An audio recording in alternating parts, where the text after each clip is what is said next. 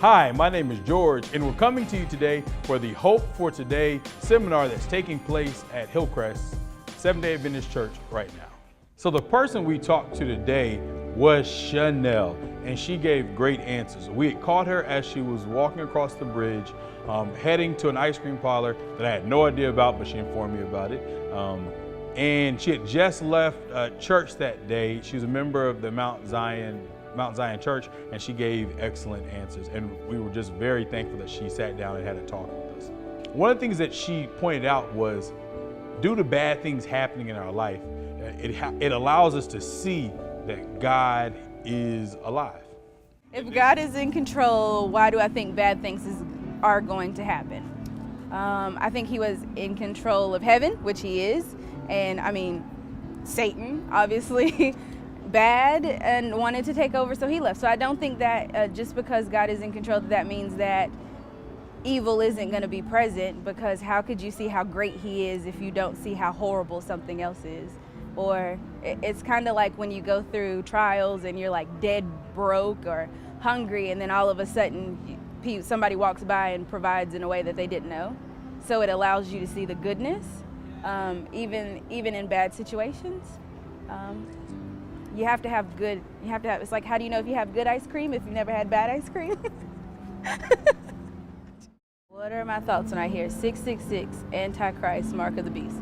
Mark of the Beast and 666 kind of go hand in hand. I don't know. I don't really think that it's a number like 666. That doesn't faze me. I think it's kind of weird when you see it, like if you're buying something and something comes up $6.66. It's like, oh, okay, that's a gentle reminder. But I don't think anything. I mean, I know that I believe that it's real, but I don't fear it.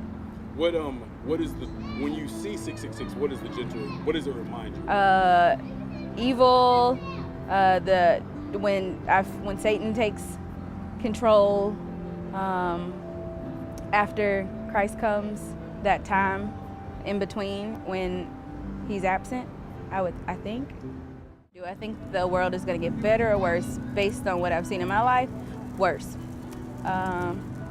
It's funny you asked me that question, because I talk to my best friend all the time. I tell her I'm clocking out at 80, because if the world is going this crazy right now, I don't think I want to be 90 and living in it, which is crazy because my great-grandmother is still alive at 95. And I remember visiting her in the hospital a few months ago, and I was like, "Grandmother, I just turned 29. Well, okay, this was last year then. And she was like, "I lived 95 years to see you turn 29. And I said, "Well, if that's what you were living for, you've had a long life. You can go and see Jesus now." She was like, "Oh no, I've seen indoor plumbing and outdoor plumbing. I've had telephones and no telephones. I've sat in the back of the bus and I've sat in the front."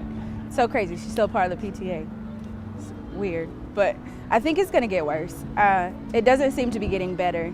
And with the leaders that we have in place, and people are so blind to what's going on, and it just seems like it's filled with more hate, and it's hard for people who love people to overcome the hate with love. Because it's like you give someone a hug and then they look at you sideways like, "Why did you hug me?" There's no community, or at least it doesn't seem that way anymore. The Hope for Today seminar.